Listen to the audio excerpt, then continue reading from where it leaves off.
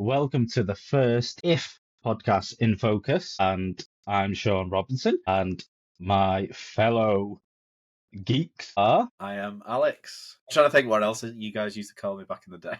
But yeah, I'm Alex. Crops. Yeah, I am David. Walshy, whatever you want. Yeah. Handsome motherfucker. So we've got our bald beauty and our blonde bombshell. Hey. And we've got the old man. And me, yeah, the granddad. For our first official podcast, we're going to review the most anticipated films of 2025. We're going to pick 5 films each for what we're most looking forward to this year and give a bit of a synopsis, reasons for what we know about it, the release date, blah, blah, blah.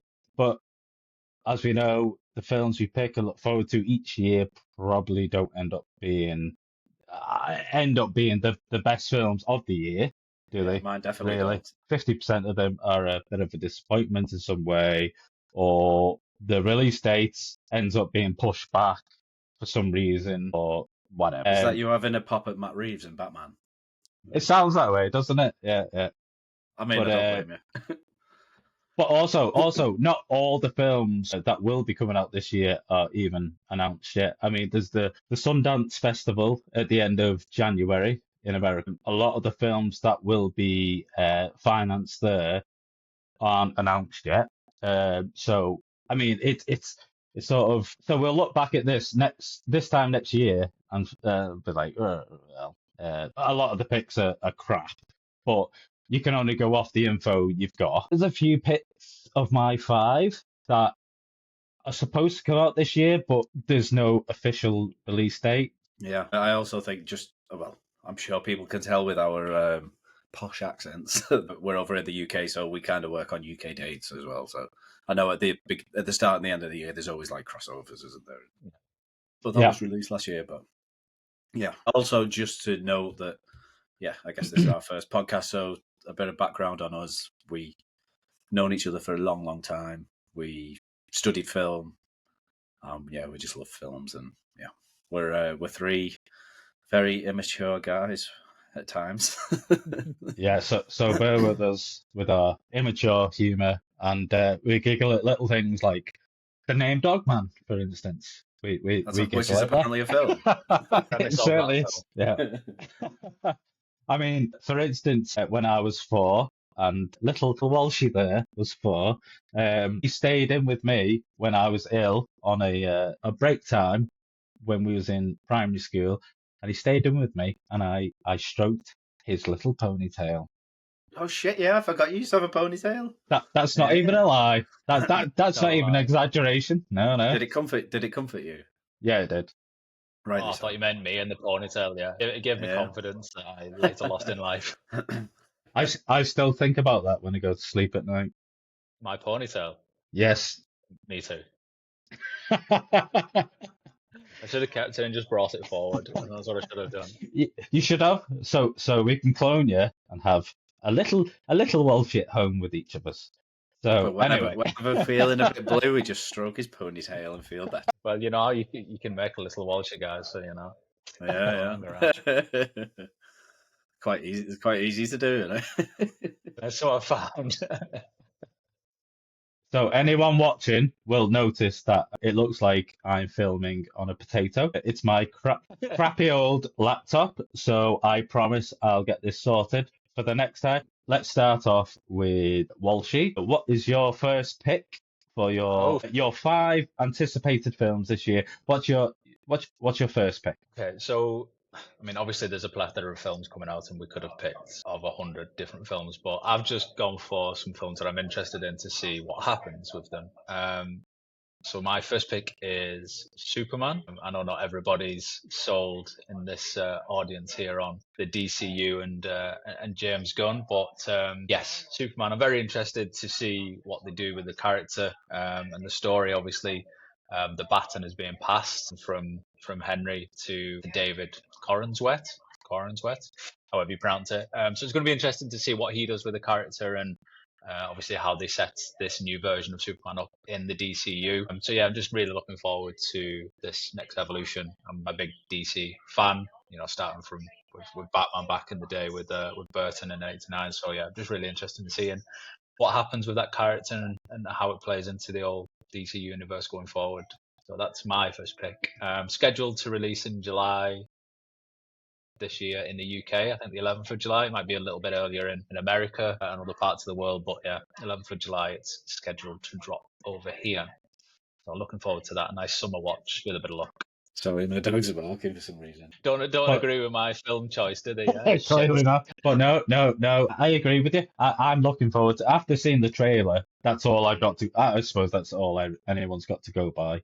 I like the looks of it because I'm very picky, as you know, we all are with Marvel and DC, but I'm really a fan of Guardians of the Galaxy. So, yeah, I'm looking forward to it. What I've seen, I think, is an original take on it. Yeah.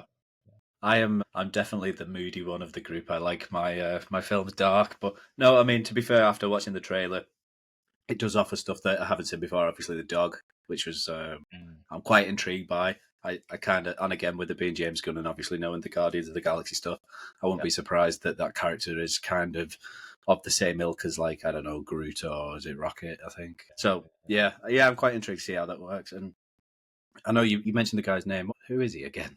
David Orenswet. Do we know him from anything previously?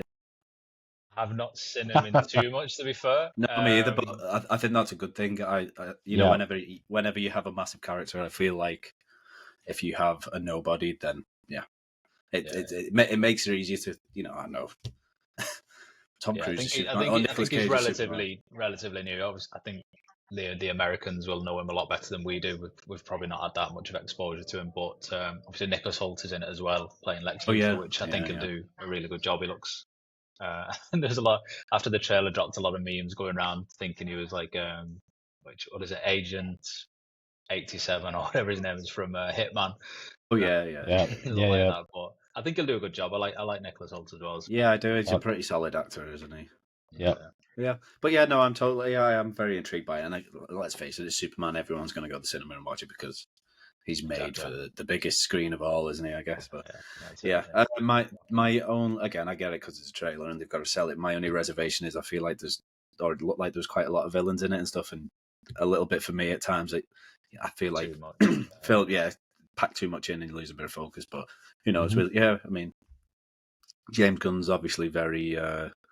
He's used established now. He is, and he's used to juggling like an ensemble. A lot of characters with him. Definitely. But that's my first pick. Colour me intrigued. What about you, Sean? Brilliant. What have you?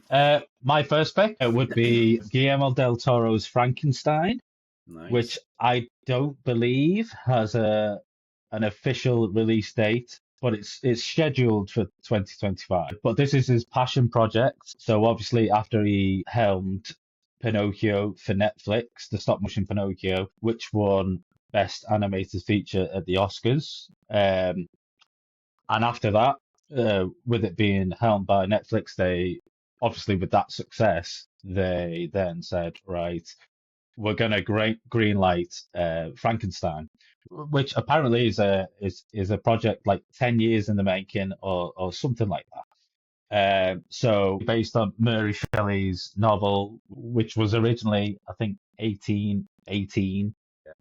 I didn't realise it was that old. Yeah, no, neither did I until I looked it up. So unless you've been living under a rock for the last 200 years for Guillermo del Toro's, which I believe he's going to go as faithful as to the novel as he can. So it's going to be Frankenstein tells the story of a gifted scientist, Victor Frankenstein, who succeeds in giving life to a being of his own creation. However, this is not the perfect specimen he imagines it will be, but rather a hideous creature who is rejected by Victor and mankind in general. So the cast, and to be honest, this is, if you don't know Guillermo del Toro, the cast will probably sell it to you alone. It's Jacob Elordi from Saltburn and Priscilla, Mia Goth, Pearl, Maxine, The Cure for Wellness, Suspiria, Oscar Isaac, Christoph Waltz, Felix Camarera, Ralph Ineson from obviously he's getting big with uh, Nosferatu as well, Eggers. isn't Yeah, Eggers Yeah. always uses him. Charles Dance, Felix Kramer, David Bradley, which he's Del Toro's used in Pinocchio, and Lars Mikkelsen. Um, so I mean, the cast alone is That's like really stacked, isn't it? Yeah. stellar. Yeah, yeah. So obviously, I look forward to this as probably you guys do and everyone else does, just purely on Del Toro's previous works, which have been, second to none. They've always hit the mark. They've always been great. Very rarely have been underwhelming. Obviously, Devil's Backbone, Hellboy 1 and 2 ish, but I really enjoyed Hellboy 1 and 2 from Yeah, me too. Del Toro. Yeah, To be Hellboy. I've honest, not seen them in a long time, but yeah, I yeah, remember really liking them when they came out. yeah. The Um, only good Hellboy films. Yes, yes, yeah, because they constantly keep trying to remake. Yeah, there was one a couple of months ago, wasn't there? Which I think flopped. I mean, because we've not heard much from it. Anyway, The Shape of Water and Pinocchio. So, yeah, this is his passion project. He's all for it. So I feel like that's alone is something to be excited for. If he's got the passion for it, then let's go Yeah, for it. yeah. Did you say it's a Netflix thing? Netflix Yeah. funded. That'll Yeah. get, yeah, that will get a cinema release though, 100%. I'd assume so. Yeah. I mean, it deserves it, surely. Yeah. So, Cropper, what's your first pick? Oh, actually, before I go into it, I was just going to say about Frankenstein. We also have Bride that's coming out this year by Maggie Gyllenhaal. Yes, So I'm assuming that's like the Bride of we've got Frankenstein. two takes. Yeah. Yeah. I believe it's a musical as well, isn't it? Yeah. And With I know, Christian Bale. yeah. He's playing the Yeah. monster. I know her little brother Jake Gyllenhaal's in it as well. I think there's a couple others as well, big names in it that escape me at the minute. But yeah, by all accounts, I think that's a musical. So that's quite intriguing, and I think it's the back end of the year it's out. So. Oh, Interesting. someone big's doing the soundtrack. I can't think of it, but yeah. Interesting. It's weird, isn't it? How like two very very similar films often come out in the same year. It happens quite a lot. Yeah. Especially like in the 90s when you had like, I don't know, Deep Impact, Armageddon, and all them. They were all out within a few months of each other. So yeah, I find it interesting how like Hollywood works in like circles, I guess, and like Dante's Peak and Volcano or something like that.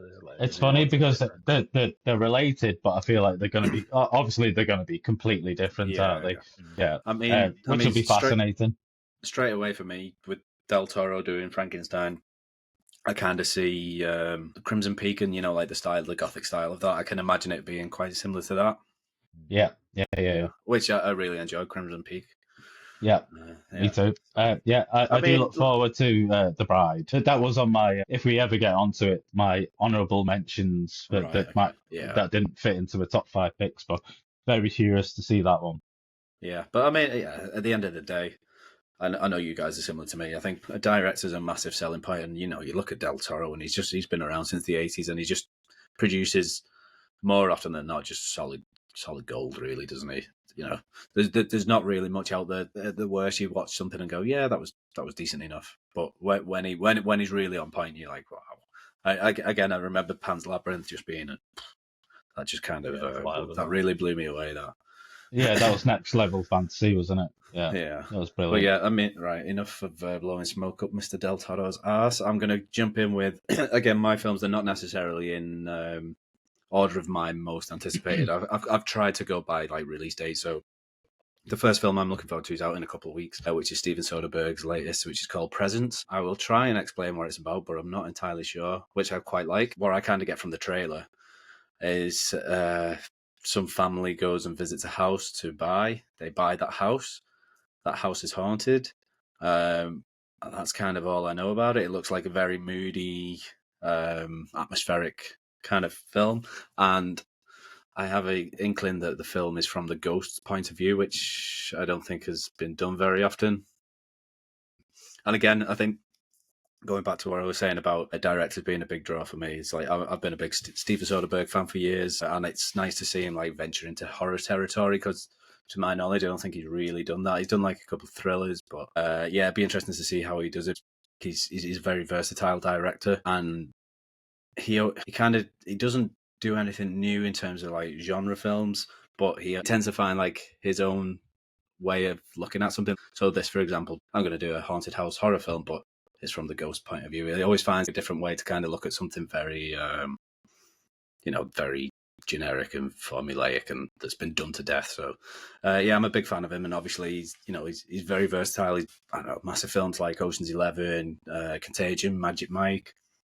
So he's worked with massive stars. So yeah, I just find it interesting that he does that kind of stuff, and then also on the same time he will kind of do these experimental films. But yeah, it's just a unique premise of the film that the concept sold me on it. Yeah, it kind of reminded me of the horror film that came out late last year, where it's from the perspective of the serial killer. This premise is very similar, isn't it? Where they're doing it from the perspective of this entity, this ghost, whatever it is.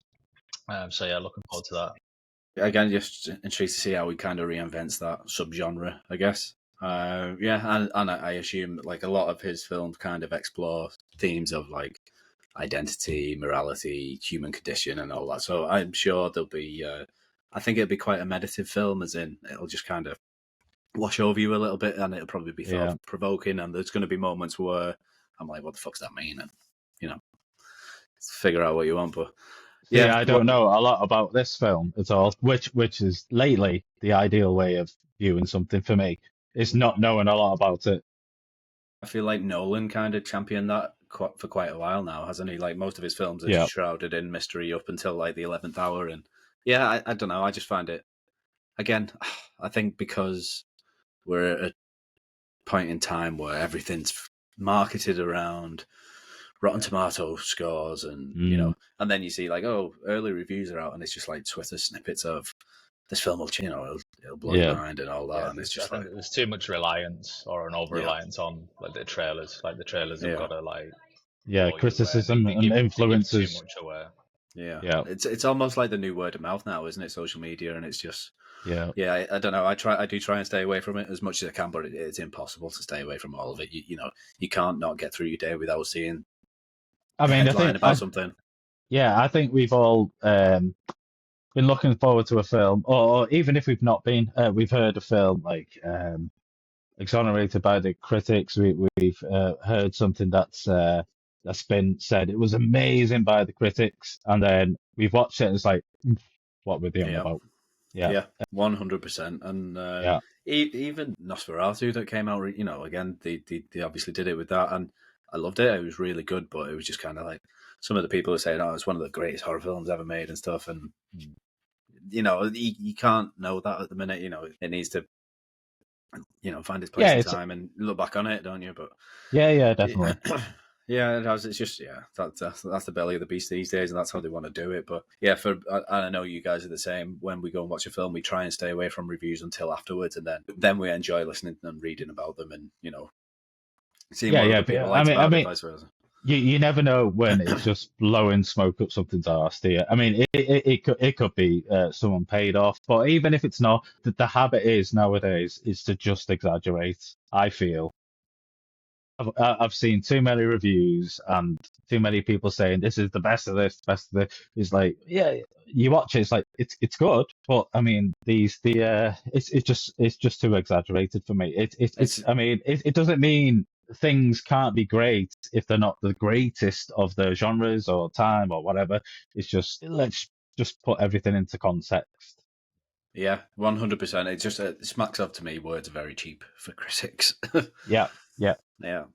And it's very current, isn't it? I mean, they usually go off what happened this year. And it's like, this is the greatest because it came out this year. Blah blah blah. This is the most current thing, therefore it's the best. But it's not the case. But yeah, bringing it back to present and Soderbergh's latest film, I guess, as we go through the list, there's a reason why it's on the list. And the reason for me is that, he's just a very versatile director out there. Shifting between big budget stuff, low budget stuff. I have to say, out of the majority of his films, my favourite film of Soderbergh's is Magic Mike. And Why not? Why not? Remember... But yeah, when it came out, I know... quite a lot of people I work with and friends where they're like, what are you doing this weekend? I'm like, I'm going watching Magic Mike. And they're like, huh? What are you doing that for? No, but but yeah, everyone was surprised, and obviously, lo and behold, I went and watched it, and other people went and watched it. To be stereotypical, but you're kind of like you're very you're two-dimensional film fan. Yeah, go and watch it, and they come out and go, oh, it wasn't that good, was it? And I come out away, and it's like it was really good because it was genuinely a character study of like. Yeah, I don't know. I guess a subject that you don't really, or there's not been too much filmed about, and he's just an interesting director, and it's kind of, I don't care where he turns his hand to. I kind of know there'll be something in it for me. So be that. If it's a male stripper film, I'll go and watch it, and I'll get something out of it. But and again, I think the fact that he's done so many. Well, when I say so many, he's done quite a lot of like big budget stuff. Obviously, the Ocean stuff, and he's worked with like the best in the business, Clooney, Brad Pitt, all them, and even to the stage, Channing Tatum, and stuff like that. If you say the name Steven Soderbergh, they probably won't know who he is. And I kind of like that he has a low profile, and he's been doing it for he's been in the industry for years and years and years. So yeah, I kind of like that he doesn't market himself, and he just kind of goes about his business, and Speaking of honourable mentions, he has another film coming out. At the moment, the name gets by me, but I know it's kind of like a take on Mr. and Mrs. Smith, but a more serious way with Michael Fassbender and Cate Blanchett. And I think that's out in like April. But again, it just shows you like the versatility of the guy. He's gone and done like a horror film, and now he's a couple of months down the line, there's going to be like an action espionage thriller. Husband and wife dynamic kind of thing. So, Walshy, would you like to divulge your second pick? Yes, Tron Ares. All right. Yes. So yes. It is the sequel to Legacy, which is 15 years old, or almost 15 years old. Which is crazy. Crazy. Yeah, I remember going to the cinema watching it. It's like 15 years ago, really. It's mad. So yeah, the sequel to Legacy, and obviously completing the trilogy of Tron films from the original back in the 80s. It'll be for anybody not aware of Tron. Jeff Bridges is the main character, and he gets sucked into a arcade machine and goes into the world of Tron, and he has to figure out how to get out, essentially. So that's the basic synopsis of the original one, and then Legacy took it a step further, which I really enjoyed. I've not watched it that many times, but I really enjoyed it. I love Jeff Bridges. He's a quality actor. He's a legend now. I really enjoy his performances. Loved Tron Legacy, and then when I saw that Ares was being made and coming out, I couldn't wait for it, to be fair. It's starring Jared Leto. He's going to play Ares, who is essentially going to be an AI character within Tron, within that world. So it's all around the sort of the birth of AI within this within this environment, and so it's something that feels more relevant nowadays than when it was originally. That's it. It's definitely is, and it's obviously prominent now to the AI sort of revolution that we're going through now. With his character, it's kind of a reverse of what happened to Jeff. So he's coming out of the Tron world, and he's going to enter the human world. So we're going to see obviously how that sort of plays out. But Jeff Bridges is coming back as his original character, Kevin Flynn. Which is really, really good to see. Obviously, he's had his health issues over the last couple of years, which he's over by the looks of it, which is really good. So looking forward to him coming back into that. Jared, obviously, playing the lead role as Ares. I really like Jared. Obviously, he's had some stinkers, Morbius probably being the highlight of them, but I think overall he's a really good actor. He's a really good character actor. He can be quite method. Obviously, he's been rewarded with the award that he's won over the years, so really interested to see what he brings to the table. In terms of director, I don't really know too much of him. Joachim Ronning. He's done a Pirates film, Dead Man Tell No Tale, but outside of that, I don't think I've seen any of his films really outside of that. Well, Crops' claim to fame is he had a picture with Jared, didn't you? I photographed him. And he patted me on the back. There you go. Yeah, you've not had a shower since, right? No. I literally, I remember once the concert finished, he walked off stage and kind of walked straight past me, and I was just, as he was going past me, I was just like, really great show, Jared. Loved it. And he just like, cheers, man. So that was that. It was a bit surreal. Sweet guy. Yeah. I tell you what, he had some crazy fans though. Oh, I can imagine, man. I can imagine. There's some wildness going on in that. Big time. But again, I'm excited that Jeff's back. I didn't know he was returning for that. Yeah, this has kind of come up on the lowdown a little bit for me. I've not really seen much about it, which is good. I heard about it briefly the other day on, I think, Watch Mojo. Anticipated films, but don't know too much about it at all. Yeah, it's out later on in the year. I think October it's slated in the UK. So no doubt in the next few months we'll probably start seeing some more snippets of it online. So yeah, really, really looking forward to it.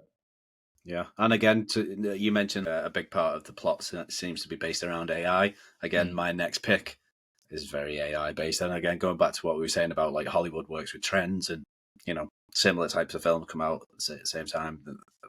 Yeah, we got another case of that in a minute. But before that, Sean, what's your second pick? My second pick is Wildwood by Leica Studios. Obviously, Coraline, Paranorman, Box Trolls, Kubo and the Two Strings Missing Link. It's directed by Travis Knight, who directed Kubo and the Two Strings and Bumblebee, which I've not seen. I don't know if you guys have. But apparently it was well received. Written by Colin Malloy, who also wrote the book that Wildwood is based off. And he's also apparently a musician. He also did the score for Suicide Squad, the latest one. But anyway, little... that was a James Gunn film, wasn't it? Like Suicide Squad? I don't know. Yeah. Possibly. Yeah, it was with John Cena, wasn't it? That was all right, to be fair, and Stallone as the shark. Yeah. That's the latest one, isn't it? Yeah. So the guy who wrote the script for this scored that. So the cast is Awkwafina, who's like does every animated voice in every fucking animated film you could imagine. I mean, she is funny, to be fair. I really like her. No. I mean, her voice is meant for animation, but she seems to be in everything. I mean, that's not a criticism. It's just like she's in everything. Yeah. Jake Johnson. Is she like the Samuel L. Jackson? Is she like the Samuel L. Jackson of the animation world? Well, she seems to be. Yeah, like in everything. She's in Ray and the Last Dragon, Kung Fu Panda 4, Migration, The Little Mermaid, The Bad Guys. Jake Johnson, Charlie Day is in it. Mahershala Ali is in it. Jermaine Clement from Flight of the Conchords, obviously. Legend. Richard E. Grant also has a voice role. What else have we got? So yeah, it's due for release in the UK on October 31st for Halloween. The synopsis for it is the story of two seventh graders who are drawn into a hidden magical forest while trying to rescue a baby kidnapped by crows. But obviously, the draw to this is just like his previous work, especially for me, because I love stop motion animation, as you guys know. I think it's amazing. I think frame by frame. I mean, I think they're second to none in stop motion animation. I mean, the effort, love, and everything gone into every single second of every frame is amazing. I don't think there's craftsmanship quite like it in cinema at the minute. I mean, the list of films I just said from Leica are all they've done, but that spans over 15 years, 16 years. It's a long process, isn't it? Yeah, definitely. I mean, the last film was Missing Link, which I think was several years ago now, and that was good, but it's not the best. But I feel like the problem is with this one, I hope it does well because I feel like the studio needs a hit. Because, I mean, their last good hit was their first, which was Coraline in 2009, which actually made a profit and like really was a blockbuster. Yeah, I remember watching that at the cinema. Yeah, me too. And I feel they're due a good hit because they deserve it for one. And all the others, they may not have financially done it, but critically and the reception they got after release, they've got a lot of love and a lot of followers, a lot of fans, and I feel like they deserve a hit. So if anyone's listed, go and see it. You go out and watch it. Yeah. Yes, yes. It's a stellar cast, mate, and yeah. Interesting to see what they do with it. Sean, you can take me on a date to watch it. Of course I will. you don't need to ask, do you? No. Right, Props. What's your third pick? Second. Second. Yeah. The second. Yeah. Again, Sean, this will be wasted on you, dude. Go on. Mission Impossible: The Final Reckoning. I thought this was coming. Go on. Yeah. Again, when I was kind of looking through like all the upcoming releases this year, I try and balance it a bit so you kind of have like, I know, a dark, moody indie film, and then at the same time, I still love like a big, massive popcorn flick. And this is that. I guess. Plot wise, again, this is AI heavily related. It's a direct follow on from the last one, because the last one kind of finished on a massive cliffhanger, and I believe the last film and this one were kind of meant as part 1 and 2, but they've renamed it for some reason. I don't know why. But yeah, so it's basically Ethan Hunt, who's kind of head of the MIF, and yeah, it's just about him facing one last impossible mission. I think everyone, as soon as I say Mission Impossible, kind of know what you're going to get from it. Yeah. And to me, it's just kind of, I'm looking forward to like big action set pieces, and that he's kind of doing the stunts himself. I kind of get the feeling like this whole franchise is just his kind of hobby to, do all these ridiculous stunts, and because he is a bit of a daredevil, I guess. But yeah, I find it interesting that like Tom Cruise has worked with a lot of like really credible directors. He's kind of done them all really. Scorsese, Kubrick, Michael Mann, Spielberg. He's kind of done it with all the greats, and then for whatever reason, he just decided, right, I want to be an action star now. And to be fair, he's done it. Nobody can run like Tom Cruise on. Yeah, I could literally watch him run for 2 hours. It's very intense. But yeah, no, just pure box office popcorn flick. Semi turn your mind off. Yet to watch Dead Reckoning, It's good, It's ridiculous and it's over the top, but yeah, it's just damn good fun. These films are what they are. Suspend your belief at the door, kind of thing. And yeah, I don't know. I think it's a franchise that's kind of, it doesn't happen too often, but it's gone better as it's gone along. I mean, the first one's pretty good. Yeah, I think we had a conversation about it, haven't we? I don't know for me. I don't know if it was the third or the fourth one where I kind of like changed direction with it. Yeah, the first one was really good, to be fair. Yeah, and it went the a bit second one's sideways. Terrible, to be polite. Yeah, it did go a bit sideways, and then I think it must have been the fourth one for me. I just changed my opinion from then onwards. Really, I've just not got around to Dead Reckoning for one reason or another, but I'll need to pick it up because I want to watch the final installment. Yeah, see what happens to him. Do you think they'll kill him off? I hope not. Nah, I don't think so. I'll just leave it ambiguous. I don't know. Yeah. So I've only seen until the third one. Okay. Well, to be fair, yeah, after number 3, it really ramps up a notch. It goes up. Yeah. So my idea of it, from what I've seen, that like the sort of idea in my head is it becomes a completely different franchise after the third one. It's like a franchise of its own. Yeah, it's almost like, the best way I can liken it is, like when the US Office came out, like the first couple of seasons, it's just kind of like a direct remake of the original, and then they kind of realize, oh, actually, you know what? This is its own thing, and we can go here with it and this, and yeah, that kind of has that feel where it took a few films to kind of figure itself out, and what it can be, which it's thankfully the first few obviously made enough money and it's got enough star power to, let's do another, another, and they finally they did strike a bit of gold, and it's just gone bigger and bigger and bigger. And yeah, to me, it's just like the supporting cast really good in it. Simon Pegg, random, who thought that back in the day when Shaun of the Dead come out, that he'd be like, I don't know, best mates with Tom Cruise and doing all these action films with him. But fair play to him, he's kind of upped his ante a bit, and you look at Simon Pegg these days, he's absolutely ripped to shreds, and again, I think that came from a place where I know apparently Tom Cruise used to take the piss out of him when he first came on board of the Mission Impossible films, because he was just like some skinny dude. But yeah, he's really got himself into shape, and then you kind of have good old Vig Rhymes. He's just an absolute legend, and he's been there from the start with, I think him and Tom Cruise are the only 2 originals, I think, in it. And obviously you get Rebecca Ferguson and Vanessa Kirby now, and who's the woman from the Marvel stuff? Captain America, his missus. Oh, Brie Larson? No. She's a brunette. Oh, anyway. Yeah, she's brunette. I know who you mean. Yeah, I bet you do. But yeah, no, she's been a really good addition to the cast. And yeah, I don't know. It's just, I think Mission Impossible now, for me, you may you may frown at this, Sean, but to me, it's up there with, like, you know, it stands side by side with like James Bond and, you know, those type of spy espionage stuff.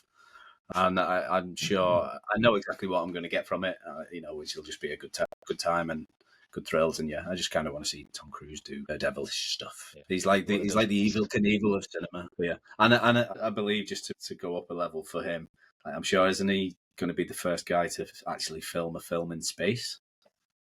Wouldn't shock me. Yeah, I'm pretty sure. And again, like I think Tom Cruise yeah, thing to do. I feel like Musk and his crew are involved in it as well. So, but yeah, I mean, yeah. Again, I think a reason these kind of films hit a bit of a note with me, like when I was growing up, I was, you know, a typical lad drawn to like the action genre. So I think it kind of speaks to the kid in me still, and it reminds me of like falling in love with film and going, wow, look at that. How many people he killed, and, you know, all that kind of stuff. Yeah. So yeah, there's definitely an element of like, there's some sort of reminiscing there for me, and just taking me back in the day, and give me a load of adrenaline on the big screen, big bag of popcorn, you know, give me you know it, my friend. But yeah, I know this film will also be too long, because all blockbusters now seem to have to be 2.5 hours, don't they? Yeah. And again, I know we've talked about like how we love practical effects and all that kind of stuff. The stunt work in this is all actually real. You know, obviously there's going to be some elements of CGI in there, but I think it's used tactically. And I just admire like the risk people take, and, you know, the stunts they do. And so I think, it's kind of like the plot's ridiculous and everything that happens ridiculous, but I think when the stunts are practical and everything you see is real, it kind of helps ground it a little bit. It's one of those films to me that needs to be seen on the biggest screen possible, and just immerse yourself in it, and it's just have a good time. You just indulge in it, don't you? It's just yeah. entertainment, and there's nothing. Sometimes it's needed, isn't it? Like a no-brainer at box office, you know, popcorn flick. Walshy, your third. Third. We're on three. Another, I don't want to say remake, but a redo of a film that's already been made, The Running Man. Yes, which is one of mine. So let's collab. Go on. That's fine. Yeah. So obviously between ourselves, we're familiar, and we've watched the original Running Man a number of times, probably over the years now. But Arnold Schwarzenegger originally was we the all star love of the Arnie. show. We love Arnie. We've got an obsession with him. And obviously the premise of it is that there's this game show that people can all be dragged into in some cases to win. Is this one set in the future? 2025. It's dystopian, isn't it? The book is set in 2025, apparently. Okay. All right. Whether they adhere to that or they set it further in the future. A couple more years onto it now. We're not quite there, are we? Yeah, but if they do set it this year, I mean, it might be maybe more prevalent. Who knows how they go about it? Yeah. Go on anyway. Sorry. No. It's just obviously the premise is that there's this game show where, you know, people have got to survive, essentially. You know, they're being hunted down by numerous people. Really fun characters in the original film. Obviously, for what I've read and for what I know, this adaptation of Stephen King's novel is going to be, I guess, more faithful to his words than what The Running Man was from Schwarzenegger's version. So it's going to be interesting to see what Edgar Wright does with that material and how it's going to, I guess, differentiate itself from that original film. Glenn Powell, who we kind of got a crush on at the moment, loving what he's doing. So he's going to be the main character. Obviously, he's heading up Ben Richards' role that Schwarzenegger originally played. Josh Brolin supporting. We love Josh as well. So it's going to be, it's going to be really interesting just to see what this take is, how it sort of pans out. Plus, Edgar Wright himself hasn't really had a bad film, has he? Really, not that I can think of. No, I didn't watch his last one. I don't think. Is it Last Night in Soho or something like that? I haven't got around to it. At the moment. I watched it. It was good. Pretty good. Yeah. Worth a watch. Yeah. Obviously the Cornetto trilogy, which everybody knows. Baby Driver, which I believe a second one is in the works. I don't know if that. I believe so. But there's every reason to be excited about it. To be fair. Yeah, he's a very vibrant director, isn't he? There's so much style to his stuff, and I think of the Cornetto trilogy straight away. I just think of all the extreme close-ups and the fast cutting and editing, and yeah. quite an exciting director. So yeah, it'd be really good to see what he does with that. Sean, do you want to build upon that? Obviously, if it's in your list. Release date is 21st of November. But that's obviously subject to change. We'll see. I mean, with it being 21st of November, it could eke out into 2026. Sometimes that happens, blah, blah, blah. But obviously, it might not. I know it's based on like you mentioned, Walsh, it's based on Stephen King's short story, which he wrote What under was the pseudonym, Richard Bachman, Well which done. was in the Richard Bachman novels. Might have, I mean, I'm sure anyone listening who's a proper Stephen Kinger will castrate me I for this, like but it. I'm sure it was in the short story collection with Shawshank, but I might be wrong. But anyway, Stephen it's in the Kingers. the Stephen Kingers. Yeah, so it was in the Richard Bachman books, and it was published in 1985. Yeah, like I said, it's set in this year, 2025, but obviously that was it was 40 years ago. It was actually written. So yeah, that's all there is to. I mean, Walsh, you summed it up, but there's every reason to be excited about it. Great director, great cast. Obviously the source material is amazing. We know that the Seven version by Schwarzenegger. I don't know the director, unfortunately. No, I don't think anybody does. Which we've all got a soft spot for. I mean, Oh, it's so good. I only watched it last year. I mean, I love it to bits. You can all, I mean, it doesn't take a rocket scientist to see that it's dated. Yeah, big time. Yeah. But that's part of its charm. So it would Gillian. be interesting to see a modern version. Yeah. To be fair. Gillian, I'll be back. Only in a rerun. So I love that film. Who's your favourite villain in the original? You know, out of all the killers. Yeah. Hey, Christmas tree. The Christmas tree. What was it? What was his name? Yeah. Oh God, I don't know. I know there's buzzsaws on the bike, isn't he? Yeah.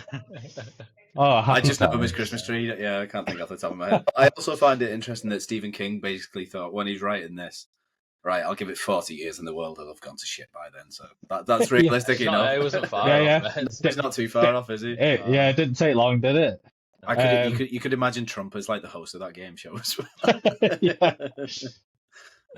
Well, that's the most satisfying part, isn't it? When the host gets it. Yeah, he's great as well. I remember when I was doing some research on the original for whatever reason, not like I need an excuse for it, but I know the actor who plays Killian, the game host. All his past credits before that was just doing game shows. So yeah, it was an actual game show host, wasn't it? It makes sense. So, yeah, I don't know why it always sticks with me, but you know where they kind of put bets on, don't they? Who's going to kill him, basically? And he goes to that old woman in the crowd. He's like, I want my money on Ben Richards. He's a mean motherfucker. Right. So I love that film. It's your third pick now? Yeah, baby. Okay. My next one is also, I guess, kind of a big blockbustery film, or I imagine it will be F1 with Brad Pitt. Again, I've been trying to figure out why I'm looking forward to this because I'm really not into like F1 usually. It's the director, surely. Kind of, but it's I don't know. Not that I don't like F1, I just haven't really given it the time of day. I know my partner, she loves it. So I don't know. Maybe this will get me into it. But yeah, I'm kind of sold on the director, Joseph Kosinski. Maybe, yeah. Let's go with that. Anyway, director of Top Gun Maverick, and to me, I'd probably say that's one of the biggest surprises in recent time for me. I'm the first is okay. It is what it is. It's very of its time. But I remember going watching Top Gun Maverick, and again, I went with my partner Vic, and I remember turning to her about 30, 40 minutes into the film. I was just like, I absolutely fucking love this. Again, it's just kind of it was just such a damn good time. But yeah, I what I'm expecting from this is high stakes action. Brad Pitt is just kind of he doesn't miss really for me. I can't really think of many bad Brad Pitt films. He's usually always kind of on the money, and he doesn't really attach himself to anything that looks a bit. But yeah, I think my understanding of the premise is Brad Pitt was like a really celebrated F1 driver, and he kind of gets dragged back in with the team. And it's just about like the intensity and the glamour and the rivalries of the racing circuit. They did some filming in or at Silverstone as well. And I remember that. Americans or non-British people, it's like our primary racetrack in the UK. Yeah, that's the main one, isn't it? In the UK. And obviously, I was kind of intrigued by the premise and obviously the star power of the film. But when I kind of delved into it a little bit, I kind of got even more excited for it, as in it's produced by Jerry Bruckheimer.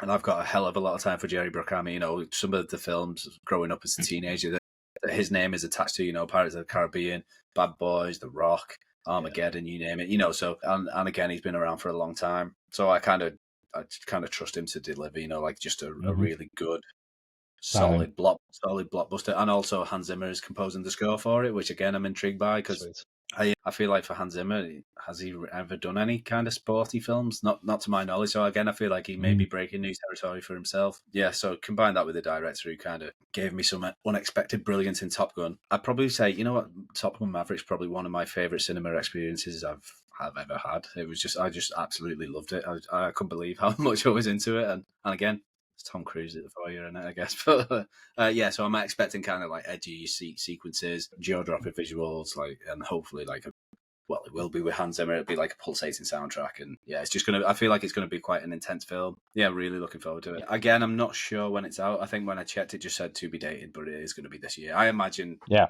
Given like the size of the film and the stars, I'd imagine Summer, like a summer blockbuster kind of thing. But yeah, I'm intrigued by it. And again, I kind of like learning from film. You know, if that kind of turns me on to F1 a little bit, it's like, oh, actually, kind of like the idea of that. Then great. You know, film is very educational, for influential. Me, so. And again, you know me, guys, I'm up for trying new things all the time.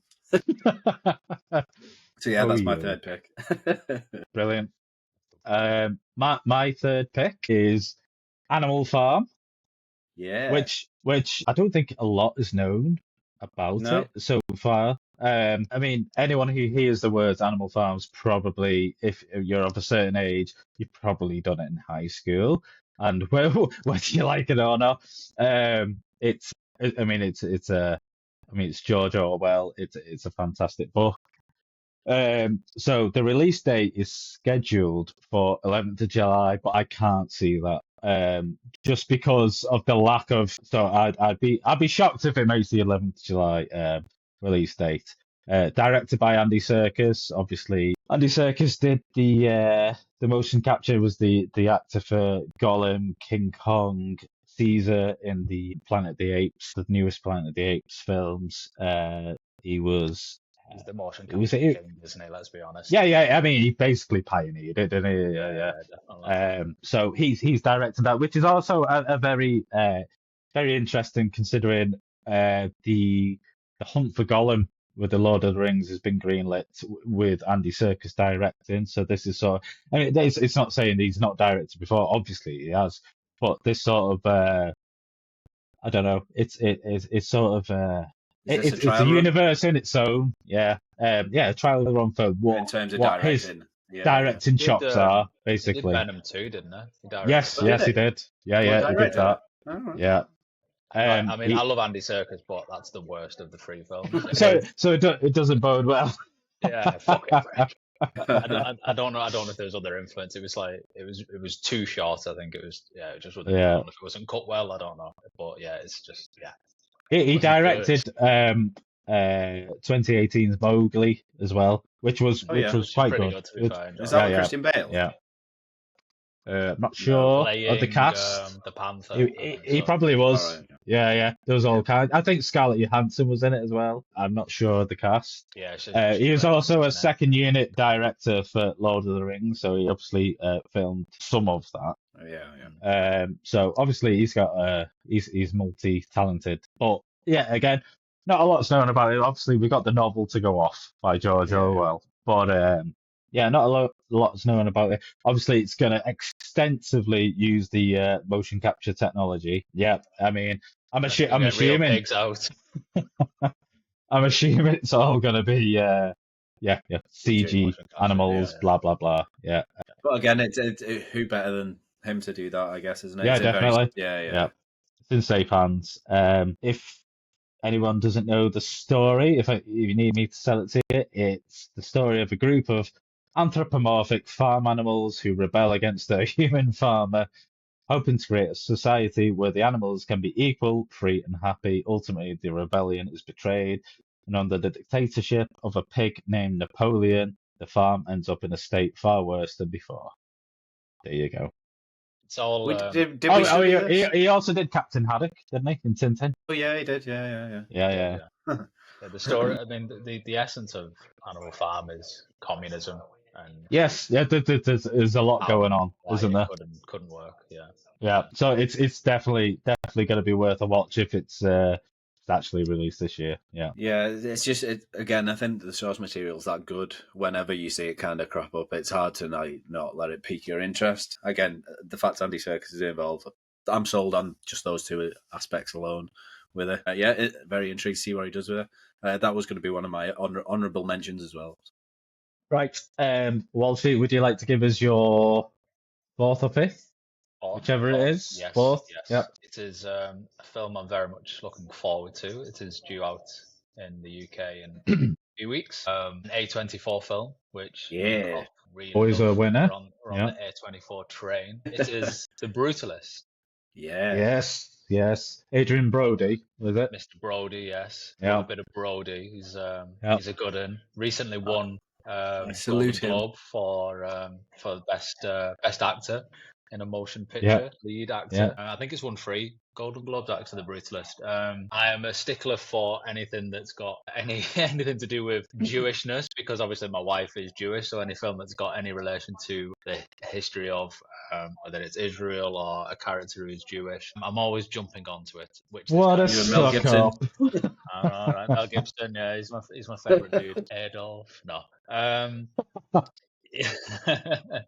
Yeah, so the story is it's about a Jewish architect. It's called The Brutalist because this architect, he I don't know if invented is the right word to say, but he developed brutalism as an architectural type. Brutalism is when you're using sort of raw materials, like using I don't know, like exposed bricks, wood, cement. That's sort of brutalism in its essence. So it's a story about this architect. He sort of flees Eastern Europe, obviously from what was happening there. There's obviously a lot of targeted attacks towards Jewish people. So he fled Hungary because the Hungarians were hunting Jews at the time. So he fled Hungary to go to America to sort of make a better life for himself, and it kind of it looks at the struggles that he goes through. He was sort of a revered architect in Eastern Europe, and then he goes to America and he's a nobody knows him. He sort of just goes to work in like the factories and sort of stuff like that. So it's really his story of how he escapes trials and tribulations in his home country, goes to America to start again, and then goes through his own struggles in different ways. Eventually, he's going to be sort of found by somebody within that business, within architecture, and it's about his story and how he sort of starts to develop brutalism in America. So I'm really looking forward to it. Adrian Brody, obviously, as the lead. Felicity Jones is in it. Guy Pearce is in it as well. So really good cast. It's an epic. Yeah, only a few weeks. Yeah, the end of this month. Yeah, end of this month. I think it's over 3 hours long off the top of my head, just over 3 hours long. So it is an epic, which I don't mind. Obviously, Oppenheimer was about that length. So yeah, I don't mind it. Yeah, that's it. Yeah. As long as the story is compelling enough, I think it'll carry you through. I think Adrian has the ability to bring audiences in. It's going to be probably a very dialogue heavy film and probably a very difficult watch at times. Obviously the subject matter that he'll be covering is quite heavy, but I think Adrian has that ability to carry those sorts of roles. He's very diverse in what he can produce on the screen, so yeah, really looking forward to his performance. I suppose that's kind of where he really made his acting chops, I guess, wasn't it? Was it The Pianist?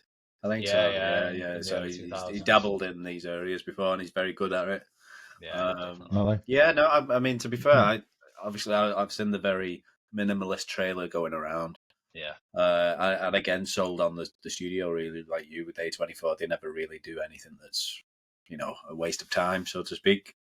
Yeah. So, I will definitely go and watch that. And I've kind of purposely, again, not read too much into it. So, yeah, I didn't even know it was about, like, brutalist architecture, I guess. So, that's it. Yeah, he's the sort of the founding father of brutalism, essentially. So yeah, it's going to be an interesting watch. So it's a long one, it's an epic, but You know, Yeah. you can't pass up on Brody, A24. You know, the subject matter as well. It's a historic one. Obviously, there'll be some touch upon, you know, the Holocaust that was happening at the time in Hungary and in Europe in general, Yeah. and then his obviously his I always forget transition and his escape to America.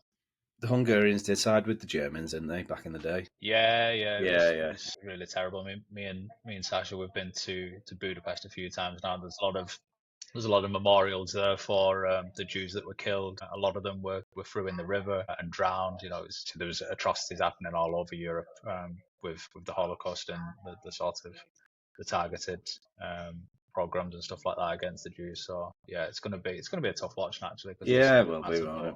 I think it's gonna be a good watch.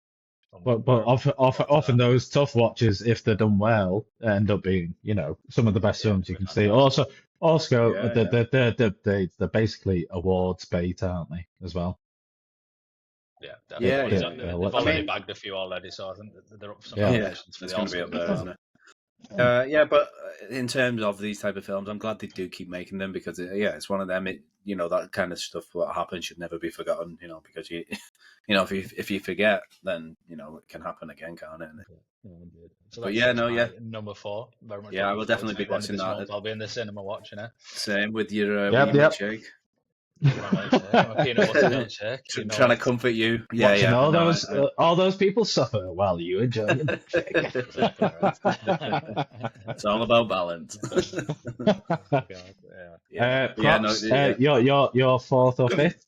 I can't remember. Yeah, my fourth is a film called Roofman by Derek Cianfrance. Again, Right, nice. I'm just an absolute whore for directors. I guess I really like him and his previous work. And the plot for this film, which I'll go into now, is just absolutely nuts. And the fact that it's a true story as well makes it even just it's just bonkers. So basically, Derek Cianfrance's Roofman follows the true story, and we'll take this for a name, of Jeffrey Manchester, who's basically an ex-army guy in America and turns into a fugitive, and he earned the nickname Roofman because he would break into McDonald's in the evening via the roof, and I think he raided 60 McDonald's and like just took all the money out of the registers and stuff, and kind of ushered all the staff into like the freezers and locked them in there and stuff like that. But apparently he was very nice when he was doing it. There was no he wasn't like threatening to people or anything like that.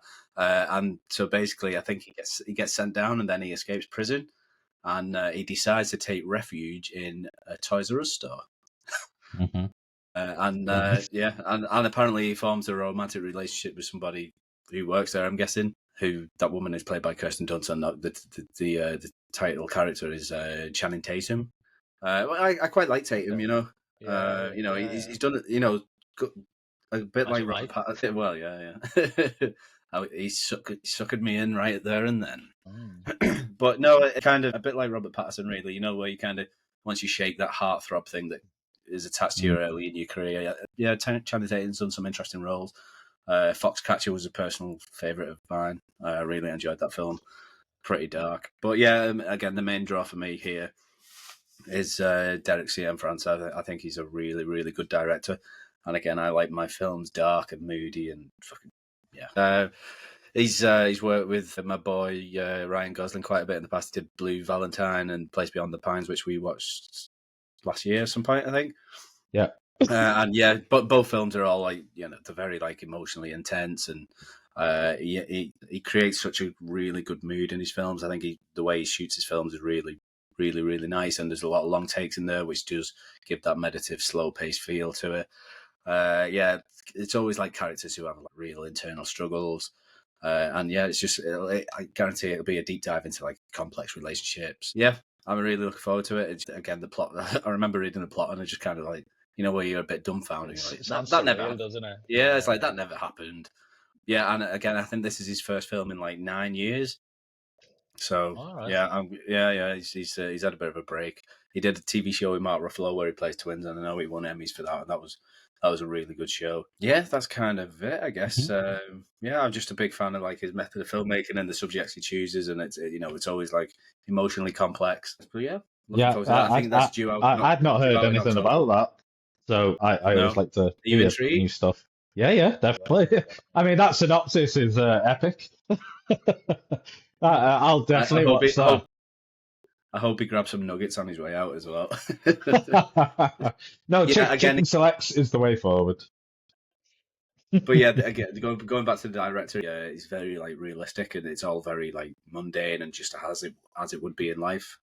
So yeah, I've always been a big Michael Mann fan, and you know that he always kind of does that kind of thing, and yeah, I just find it, yeah, a different take from the norm. So yeah, Yeah, really looking forward to it.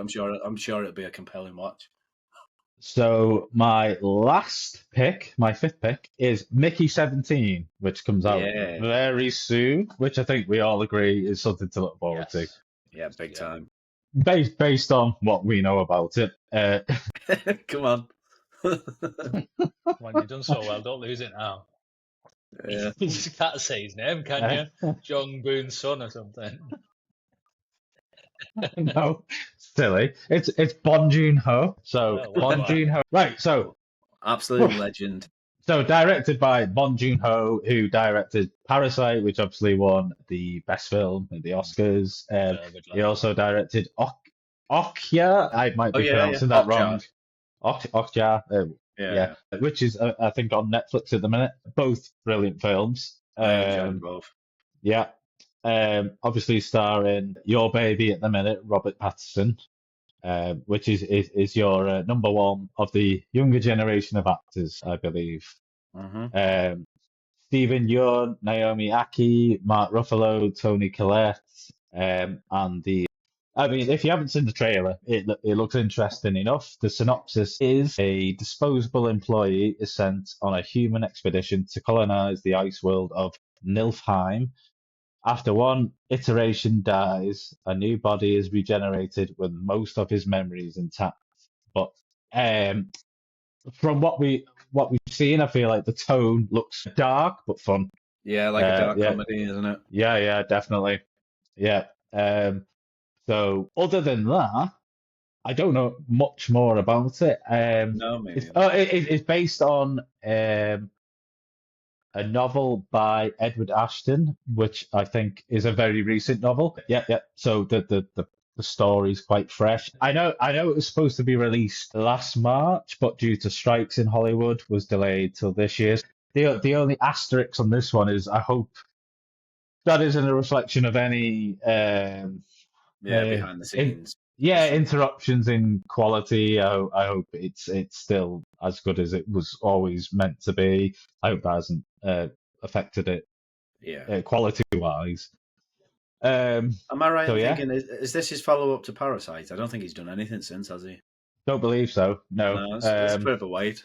But... Yeah, but you know, quality rather than quantity. I suppose. Yeah, 100%. Yeah, but yeah, I mean, it does look very fun. Yeah, definitely. Yeah, which I believe is out at the end of this month. Yeah, January, UK. Anyway, so that's my fifth and final pick. If you haven't seen it, go watch the trailer. Yeah, it's a lot of fun.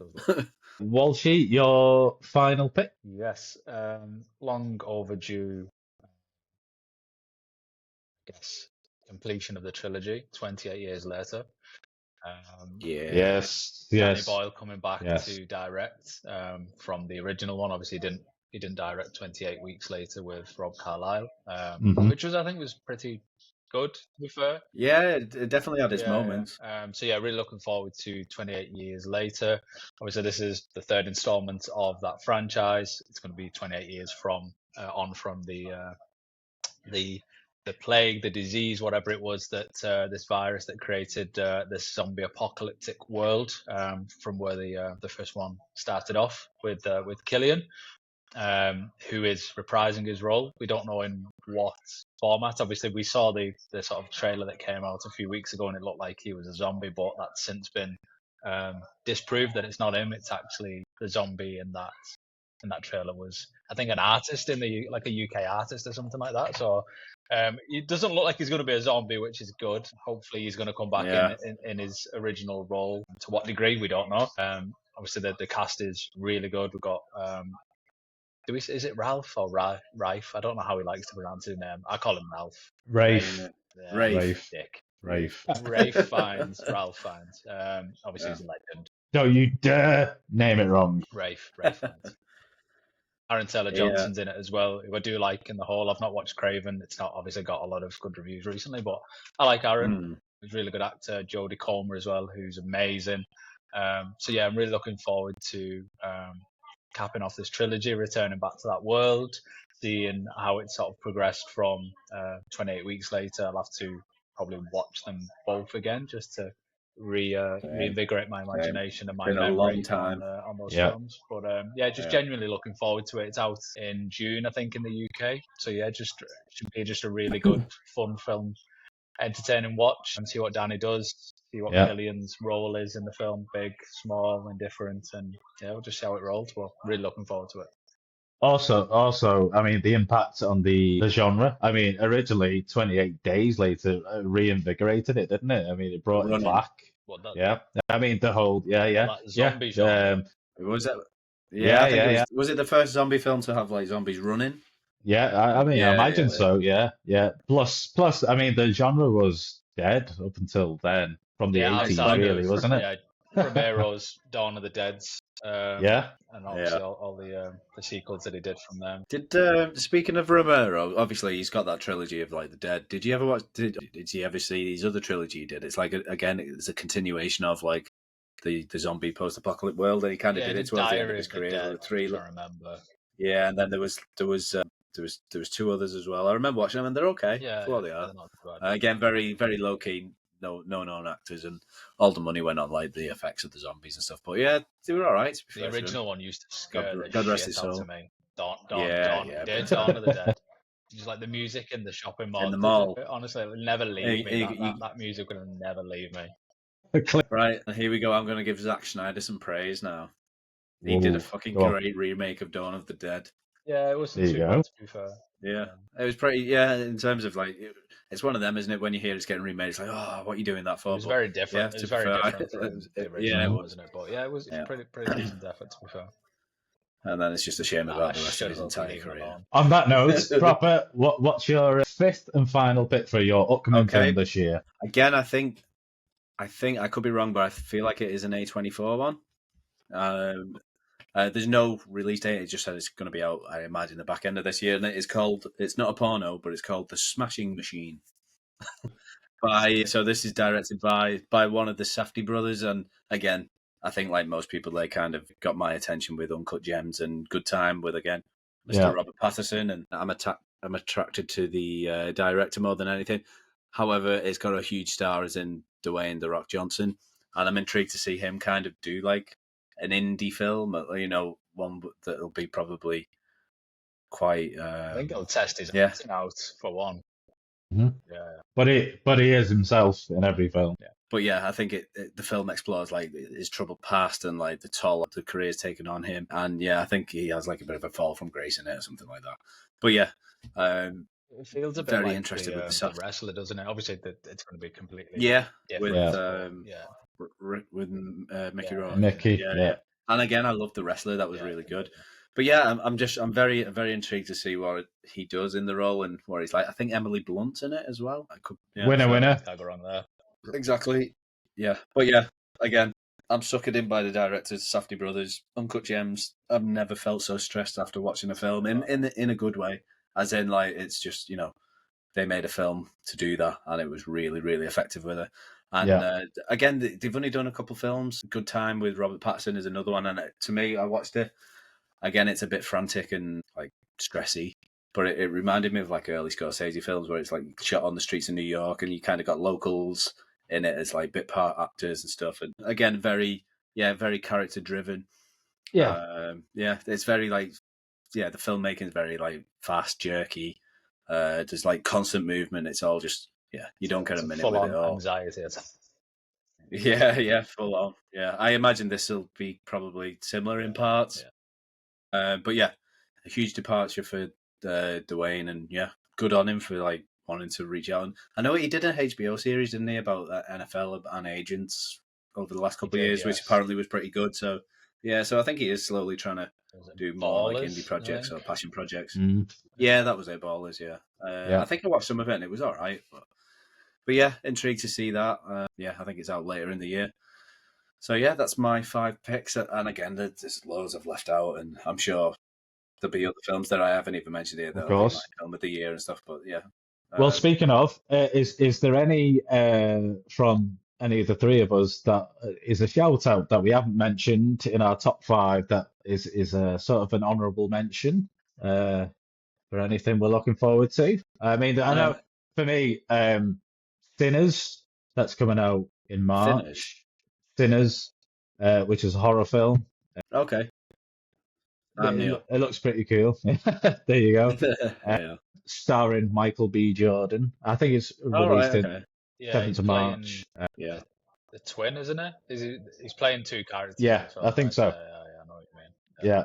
But what I've seen of the trailer, I don't know much about the plot, but I mean, what I've seen, I'm looking forward to it. Also, he's all right, Michael B. Jordan, isn't he? To be fair. Yeah, definitely. Yeah. He's quite a talent. For me as well, you mentioned earlier on The Bride. It's an honourable mention. Predator Wolfman. Badlands. Wolfman. Yeah, definitely. That's one to look forward to. Yeah, that last Predator film was a nice surprise, wasn't it? So I think it's the same director. Yeah, it's the same director doing this, isn't it? So it should be. Really looking forward to that. I'll definitely Worth a watch at the very least. Hopefully, it gets a cinema release because the last one didn't, which was it was exclusive to Disney Plus, wasn't it? I think. Yeah.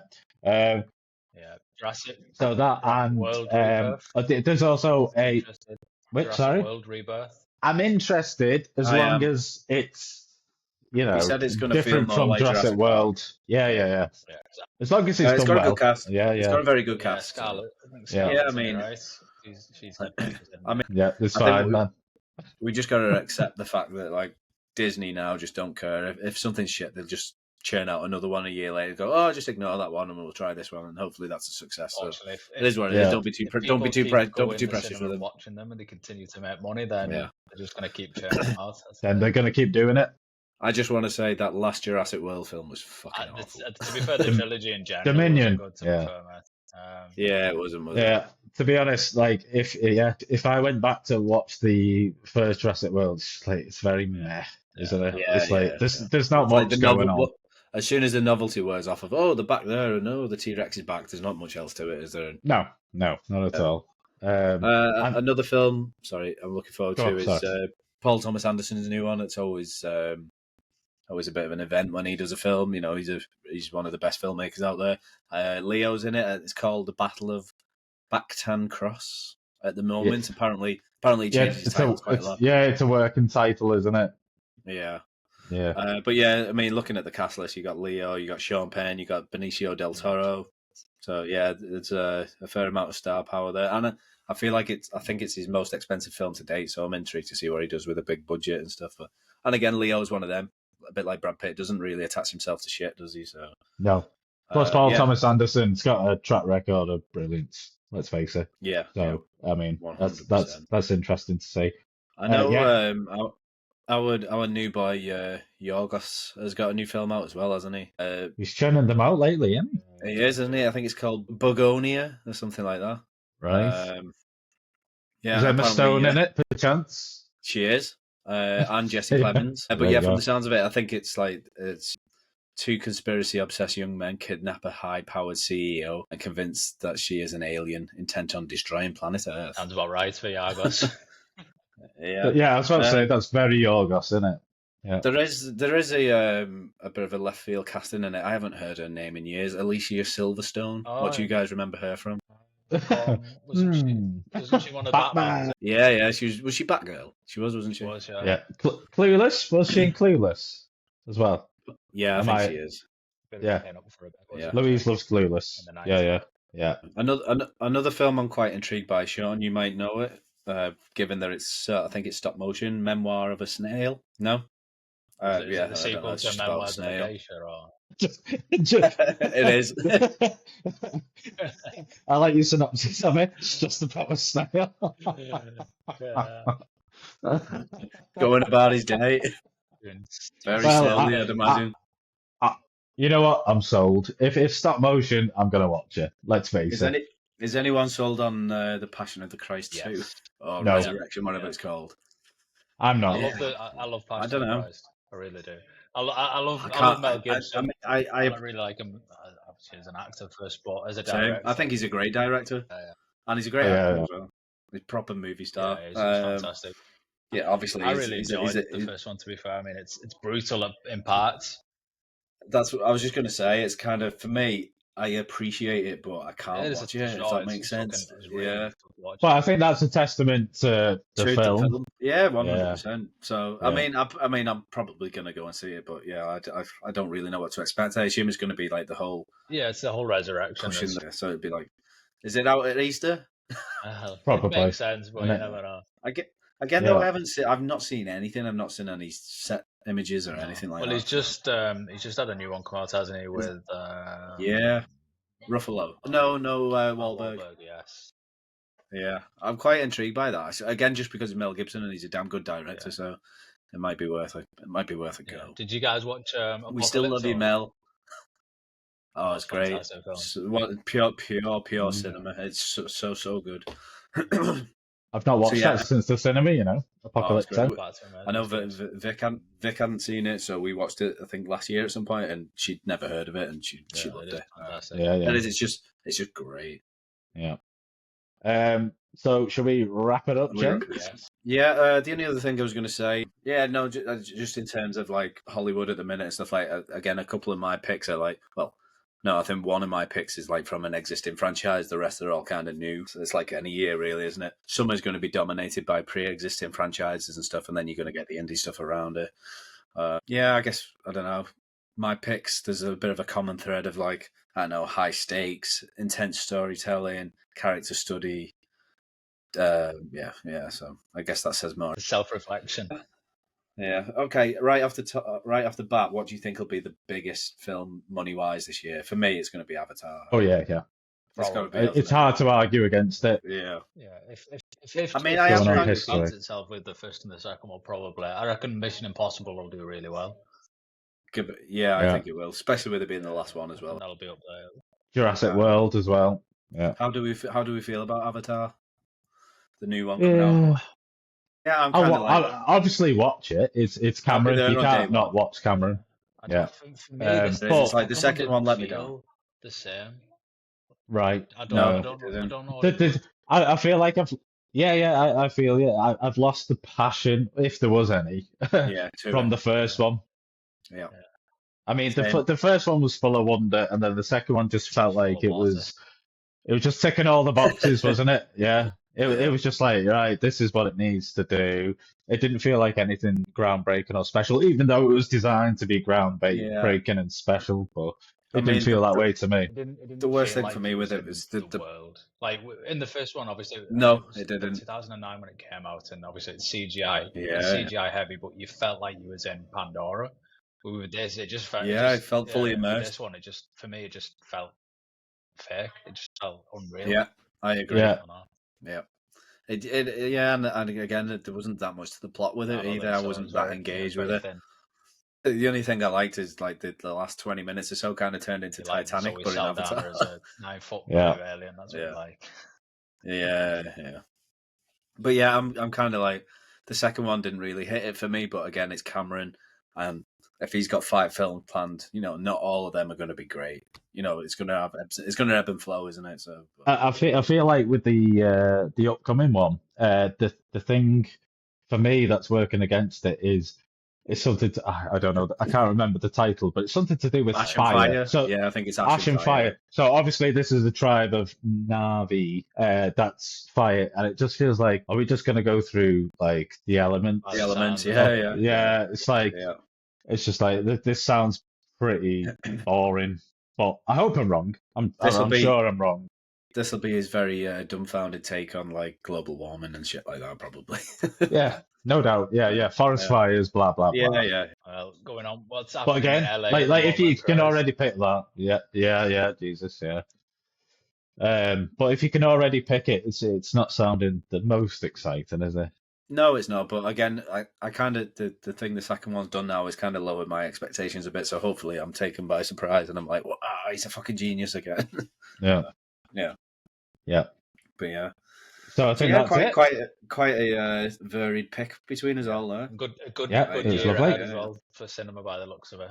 Yeah, it Hopefully. looks like it. Yeah, Yeah. and Yeah. another Yeah. good year for horror from the looks of it as well. Yeah. Seeing as it's got its a resurgence. Yeah. Yeah, I am looking forward to Frankenstein.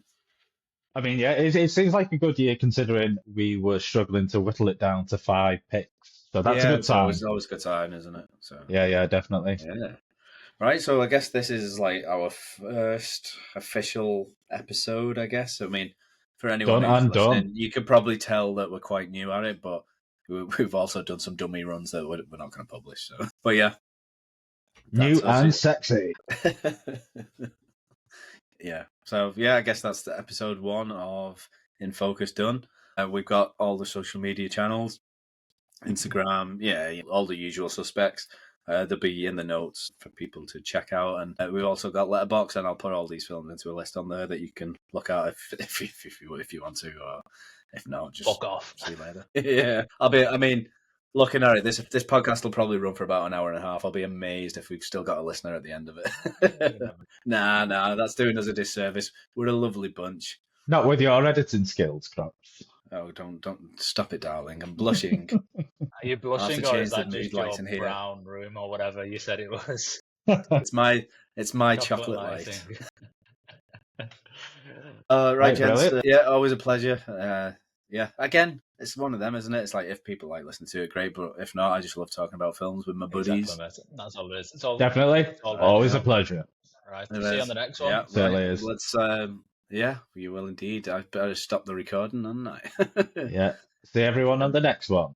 Yeah. Peace out, motherfuckers.